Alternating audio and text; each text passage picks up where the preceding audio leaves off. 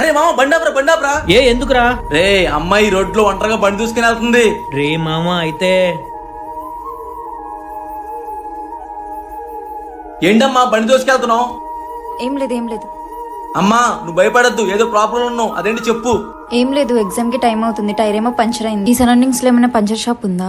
Puncture షాపా? ఇక్కడ నుంచి 3 కిలోమీటర్ల దూరం ఉంది. అసలు ఇటు వెహికల్స్ కూడా రావు. అవునా? నాకు పావు గంటలో గ్రూప్ 1 ఎగ్జామ్ ఉంది. అది కనుక అటెండ్ అవ్వకపోతే ఇన్నాళ్ళు పడిన చదువులంతా వృధా అయిపోతుంది. అమ్మా నీకు అభ్యంతరం లేదు, మా బండి వేసుకెళ్ళు. నీ ఎగ్జామ్ అయిపోయి బండి రిపేర్ చేసి ఆడికి వచ్చి ఇస్తాం. థ్యాంక్స్ అండి, మీరు ఎప్పటికీ మర్చిపోలేను. 2 కల్లా హై స్కూల్ దగ్గరికి వచ్చేయండి. సరేనమ్మా నువ్వు తొందరగా జాగ్రత్తగా వెళ్ళు.